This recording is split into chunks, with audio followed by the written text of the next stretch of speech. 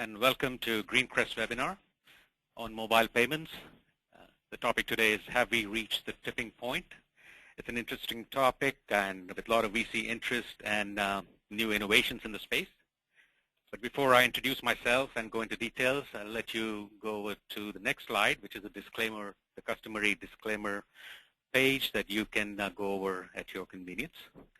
So let me get to the discussion topics. I am Santosh Rao, Senior Analyst and Head of Research here at Greencrest.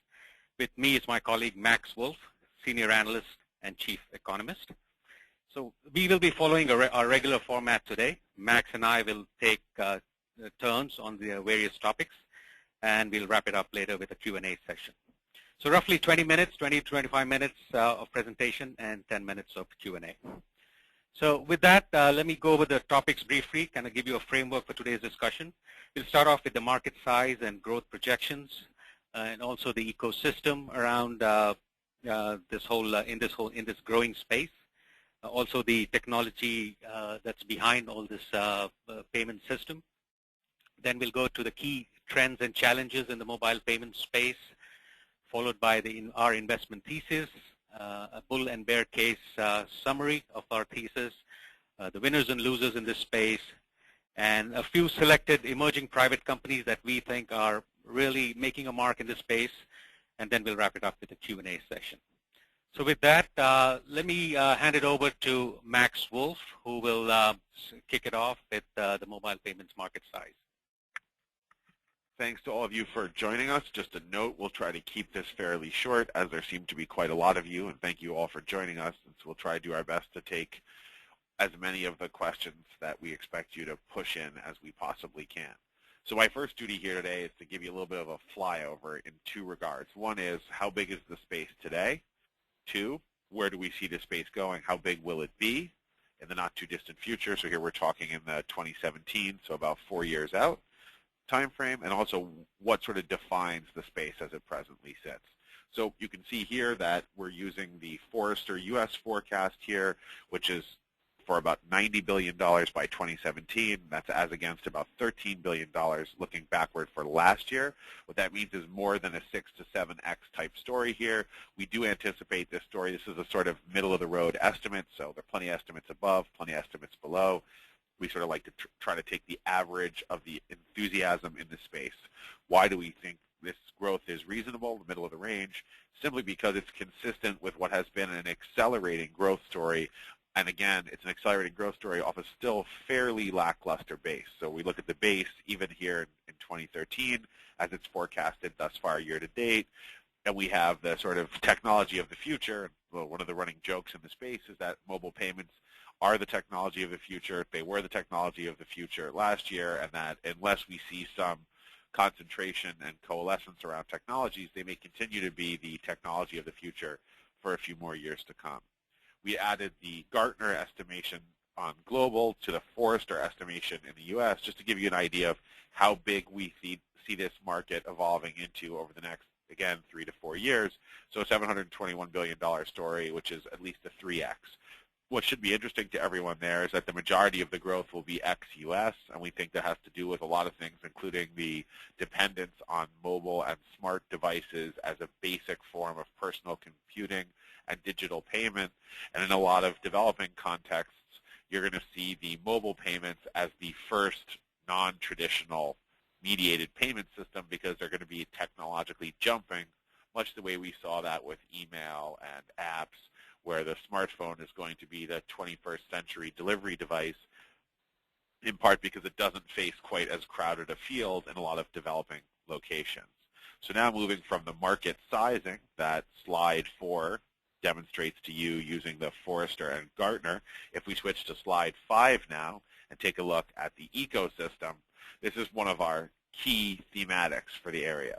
So what we continue to see is a lot of promise, but we see a very disjointed ecosystem. In other words, there are multiple approaches to mobile payment, some dependent on traditional payment clearing systems. So you'll see here in the visual familiar names like Visa and MasterCard, et cetera. Some really a point of sale variety, and that is definitely what you should keep in mind when you look at Micros or Square or a lot of the PayPal penetration, let alone Verifone or Genica, which are more or less point-of-sale players. So what we have are near-field communications approaches, we have cloud approaches, we have point-of-sale approaches, and we have traditional payment system approaches. Often there are combinations in them, and to this we should certainly add approaches like the ISIS approach, which is telecom mediated. And so what we have is an unsettled series of at least 4 major technology groups competing for more or less the same business. And part of the reason this has retarded more rapid growth, particularly in the U.S. and in the developed world, is because there's very little, or in fact nearly zero, interoperability between these group of technologies. Going to slide 6, you'll see our sort of broad grouping here into the NFC, or near-field communication, microcard, the QR codes, GPS-based systems, cloud-based systems, and the ISIS or SIM card-based systems.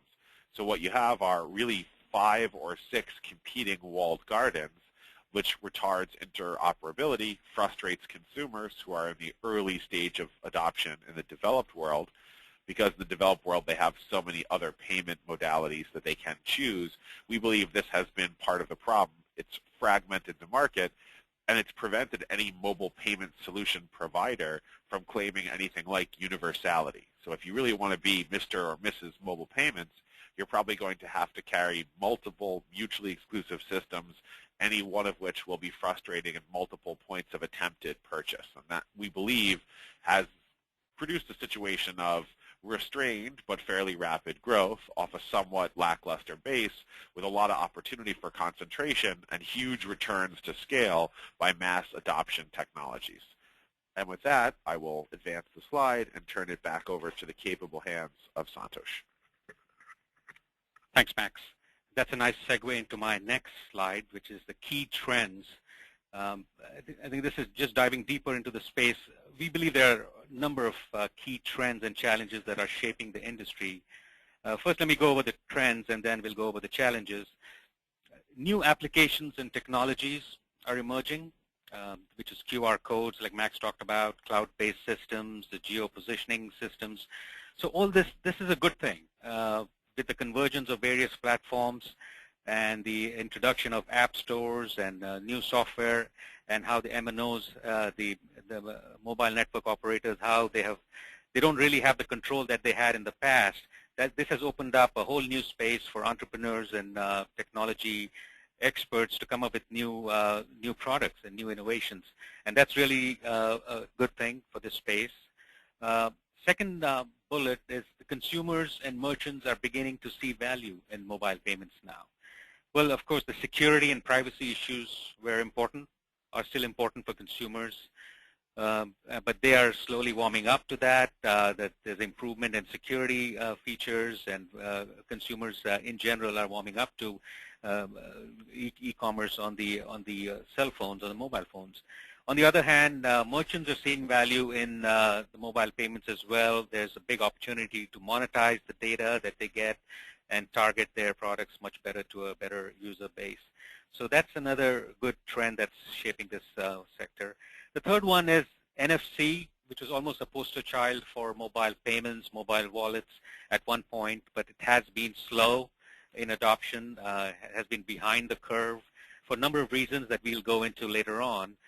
But it still cannot be written off. And talking to a few experts in the area, what we gathered is that it's still in play. It'll probably take 2 or 3 years before it really takes off. There's a question of interoperability and who'll pick that up, and how easily it's adopted by different carriers. But at this point, it's still a wild card.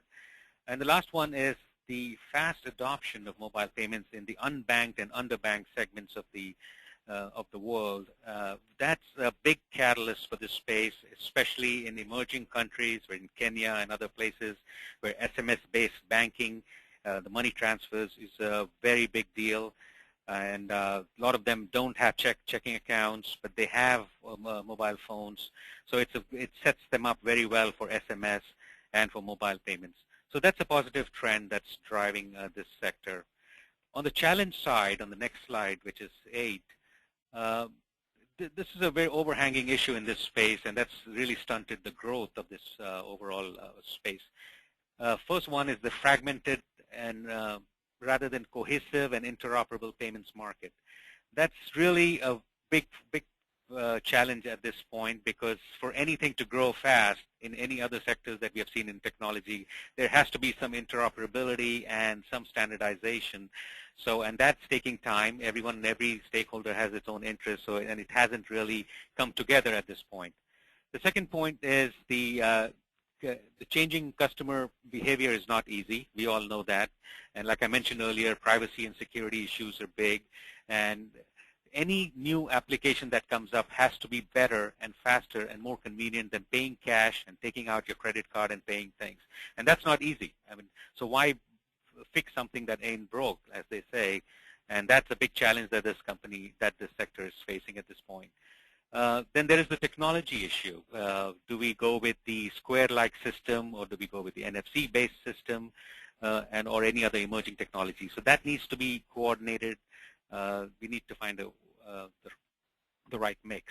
And then the final point is the chicken or the egg question. That's a classic problem. The consumers are waiting for merchants to do that, and the merchants are waiting for the consumers to come there. So it's really who comes first. But what we are seeing is both sides are moving closer, and the phones are getting better equipped with the NFC technology and other stuff, the QR codes, and the merchants are deploying their equipment fast. So I think things are definitely moving in the right direction. So with that, against that background, let me just go over our investment thesis, which is slide 9. We believe mobile wallets or mobile payments need at least 12 to 24 months, if not longer, before they become a meaningful alternative to substitute for the current payment systems. Some say the estimates could be at least 2 to 5 years, but generally it's not there yet. And to answer our main question today, have we reached the tipping point? I would say we are not there yet. The second point, having said that, it's quite a ways down, but the industry has seen the great value in the wallets, in mobile wallets. So definitely there is an awareness. It does add value. It just needs to find the right formula to move forward. Then interoperability and standards need to come together to ensure a secure and cost-efficient ecosystem, and that will require an open system as opposed to the closed systems that we have today. We need the banks, operators, and merchants and other stakeholders to work together and come together with a business plan that is kind of mutually agreeable to everyone. And finally, I would say there's no clear winner to date, but new and innovative companies are emerging in niche markets, in bill payments and money transfers and paying at stores. So definitely there is a lot of movement on the edges, a lot of innovations on the edges, and things are moving in the right direction. So with that, let me hand over to Max.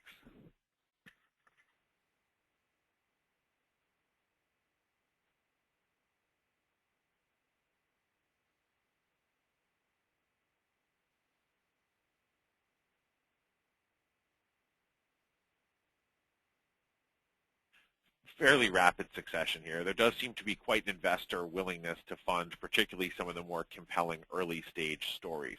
What we think is the basis of the bull case here is the following. The basic in-store and in-restaurant and in on-site retail world is increasingly under enormous pressure to compete with e-commerce. One of the most streamlinable reactions to the increasing pressure on brick and mortar experience to mirror e-experience or e-tailing is to put loyalty programs, metadata informational systems, and mobile payment systems into the in-place or brick and mortar retail experience. Therefore, we see a real value here in putting together loyalty points, data tracking, and mobile payments. And this has created a situation in which merchants are under heavy pressure and are very interested in taking a close look, and in some cases co-funding or assisting the funding of new mobile payments technology providers. The other great emerging basic tailwind here, which is pushing the case forward on the more bullish side, is that the size of the demand and the average income of the and underbanked, both by region and by socioeconomic status, is rapidly growing. So for instance, in the last 5 years, we've seen the number of under and unbanked people in the developed world actually increase rather noticeably, as well as the now increasingly global middle-class population in the emerging markets who have never enjoyed a banking relationship, let alone a full banking relationship. They are the global billion, the low-hanging fruit here, and the best user interfaces and the best networks by scale now have a global opportunity because the difference in under and unbanked populations across geography has actually fallen with globalization, rising developmental status and income levels in the emerging market space, and in many cases declining bank service and intermediation in developed countries like the United States and some other geographies. So we think the actual effective market is growing, market demand is growing, and there's a relentless and ceaseless accelerating pressure on brick and mortar players to have the data, to have the trackability, to have the information and the loyalty relationship that is increasingly being first and foremost developed in the e-commerce space. I mean, I'll give you a one-word reason that most brick and mortar folks are very interested in mobile payments and ancillary information and metadata. That one word would be Amazon. If we go to the next slide here, slide 11, we begin to look at the slightly more jaundiced or pessimistic view going forward. Clearly, there are some headwinds to the normal concentration that an industry needs. We would stress here that our view from 10,000 feet is that ultimately a mobile payments solution is a bit of a social network with highly positive network effects. So the fragmentation, the large marketing budgets, the entrenched players, each pushing mutually exclusive, by design, non-interoperable programs, does frustrate and alienate users and does slow the onboarding to the mobile payments juggernaut. Probably the best case study of this is if you look in a market without any real entrenched modality, it's much easier to grow very fast and very far. And there, maybe the story of M-Pesa coming out of Kenya would be the most famous. So you're looking at the first financial payment system, even if it's running over feature phones, that has established itself very rapidly because there was an absolute dearth of competition. Closed systems designed to be interoperable will be a problem, we believe, for at least the next 24 months. Obviously, the privacy and security issues are ever present and quite important, maybe brought to the fore recently with some rather disturbing stories that decreased confidence in some of the large mobile payments companies, large mobile payments players. But on the other hand, we do believe that the digital native generation is coming of payment age.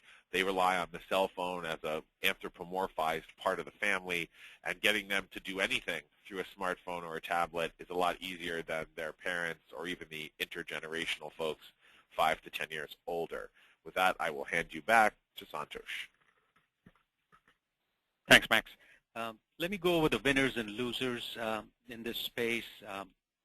Starting off, I believe that ultimately scale matters, as in any other industry. Square's partnership with Starbucks and PayPal's partnership with Discover provide significant scale, and they are definitely leading the pack in terms of the leaders in the mobile payments. For instance, PayPal is going to add almost 2 million stores by year-end through the Discover partnership. And similarly, Square's partnership with Starbucks, I think, has set a trend, and I'm sure a number of other merchants will start looking at deals such as this one. The second point is, ultimately, again, Google and Apple will become major players in this space, as they always do in anything mobile and smartphone related. They are dominant players. Right now, their interests are kind of scattered. There is some issue with the technology, the standardization, and who's using what at this point. But I think ultimately, once they prioritize and they set their focus in this space, they will lead the pack. So they will be good winners. Then you have the dominant players in this space, the merchant exchange that Walmart started, and the ISIS, which is the deal with all the mobile carriers, and then you have the MasterCard and Visa, of course. And all these companies are formidable rivals. They're not going to give up their lead and their leverage in this space, so they will also be winners in this space. And then finally, I think the emerging niche companies with innovative technologies will benefit benefit in this space. And they are targeted mainly right now in the emerging markets. They're also coming here in the U.S. slowly. So it could be payments, it could be a whole number of things.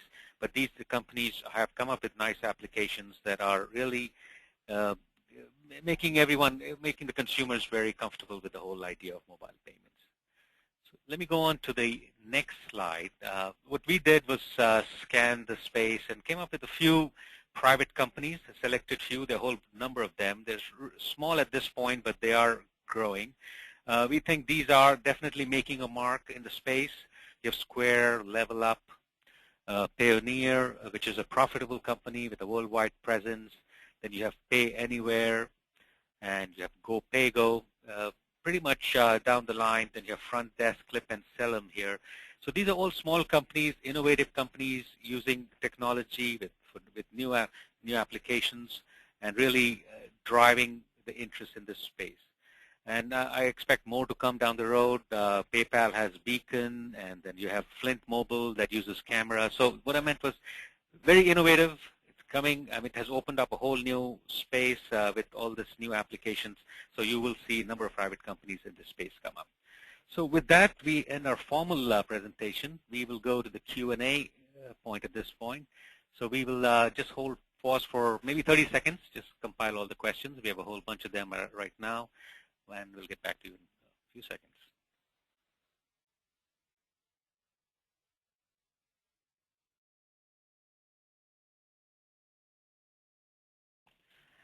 Hi, I'm back. Actually, while we are still compiling, let me start off with a very interesting question that we got. It's about Bitcoins and virtual currencies and mobile payments. How do you see that going forward? And that's a very interesting point. And I think, Max, you want to take a shot at that? Sure, although I have to admit I do look forward to a day, hopefully in the not-too-distant future, when I can have a television or radio appearance or a webinar and no one mentions Bitcoin. But I guess I'll have to be patient and hold on. So there is some interest in trying to take a look at the possible cross-section of virtual and digital currencies with mobile payments. We do believe there is an interest to do that. However, the reason that we don't see that as a major shaping force in the space is that there are serious legal issues regarding the viability of some of the virtual currencies. Those are highlighted when they're accepted as a universal form of payment. So while there have been some exciting and interesting attempts to sort of treat certain things, particularly Bitcoin, as an alternative currency, et cetera, we don't believe that the future growth of mobile payment will be in any way dependent on, which is good news, or focused in and around the emergence of some virtual currencies. So while it is an interesting question, we don't see it as central to or driving the long-term evolution of mobile payments. I'm going to turn you back over to Santosh. Well, it looks like the next, or we're trying to put together a few questions here in the interest of time. So the SMS-based payment system and the M-Pesa story particularly. The reason that we like these questions, we find them so interesting, is the reason SMS payments were so successful is they broke in piggybacking on the feature phone penetration into heavily under and unbanked markets. We believe younger people in the developed world and the emerging middle classes in the developing world are systematically and increasingly, and here I think that's the important point, increasingly underbanked. What that does is provide a real need for non-cash payment capability, whether that's through a feature phone or a smartphone or a kiosk in some cases. And this market is much larger than most investors in the developed world seem to understand. So between non-cash, bill payment, saving systems, official record-keeping needs, and remittance needs, you're looking at a very, very large, multi-hundred-billion-dollar industry growing at 30+% per year for the last 20 years and probably well into the future. So we think the SMS payments probably don't have an enormous viability in the developed world going forward, but you do see excitement around Pop Cash in a whole bunch of areas, excitement around Gmail-based payments, and so clearly there is a residual desire for this, particularly among younger people and folks in the informal economy, which is also growing in the developed world. But we see most of the opportunity, the segment, and as the developing world community moves from feature phones to smartphones, that naturally will allow some forms of SMS-based historical payment to migrate into what we think will be the dominant names in mobile payment technology going forward. Thanks, Max. The third question, another interesting one and very topical. The iOS 7, what does that mean for the mobile payments? They just released that and without NFC. So what does that all mean for the mobile payment industry? So I think I can start off. We know Apple is on its own orbit, and they are not interested in NFC technologies. So they're going their own route. And so down the road, they will come up with as they always do, they will set the standard, and whatever they do, the whole market will follow. But at this point, I think it is not a big priority for them. The mobile payments, it's there. It's one other application, but I don't see any interest for them at this point to really dominate the space or take a leadership in this space. Max, you want to add anything to that? Yeah. One thing that was very interesting that we saw come out on Tuesday with the 5S and 5C line, particularly the 5S line, in preparation for the full rollout of iOS 7 late next week, is the fingerprint reader. While an altogether unexciting technology that's been around for quite some time, that Motorola has had at least one model with that feature for 2 years, all that notwithstanding, what does make it interesting is the fingerprint scanner embedded in the new 5S model from Apple does allow a signature-like payment acceptance to be automated into the on-off. And what this does is push forward the anticipation that Apple is about to, or in fact has, settled on a native payment utility for iOS 7. We do believe that if it's not immediate, it will be coming soon. The hardware ground has been tilled to make this more fertile, and so we do think there is a step forward for mobile payments in the iOS space in the fingerprint reader embedded in the 5S, announced just this Tuesday and available for delivery between the 18th and 20th of September. Great. Going on to the next question. It's an interesting one. What do you know about the Indian mobile payments market, the size, the growth, and the largest players, etc.? So that's a good question, and I think kind of leads into something we mentioned earlier. This mobile payments industry in general, the whole sector in general, lends itself to the emerging markets, to the underbanked and unbanked areas, and the micro-payment system, the SMS-based money transfers, and that is big in India. I don't have the exact statistics in front of me. I just looked at the overall emerging markets, not specifically at India, but all I know in Kenya, in Singapore, and in a number of other places, Philippines, SMS-based payments is big, micro-payments is big, and it has, because everyone has a cell phone, they don't have checking accounts, so it's really bridging the gap for these people who cannot really bank in the traditional way. So I would say, to answer your question, it is big, it is growing, but I will have to get back to you on the exact size of who's leading and what's the exact transaction size there. Max, anything? We have a number of questions here coming in regarding Square and PayPal, and I think in an effort to summarize, and again, obviously there's always some risk here in aggregation, and thank you for bearing with us and for your attendance and for asking so many good questions. Unfortunately, when there are enough of you as there are, which we're cheered by, and you ask such good questions, which you did, which we're also inspired by, it does make it hard to get to all of them. So we do apologize for that, and thank you for your patience. We have a lot of questions here on PayPal and Square for obvious reasons. I think the story here is that what we've seen so far is either compelling technologies or compelling scale. And what we haven't seen yet is somebody come out with a compelling technology and a compelling scale.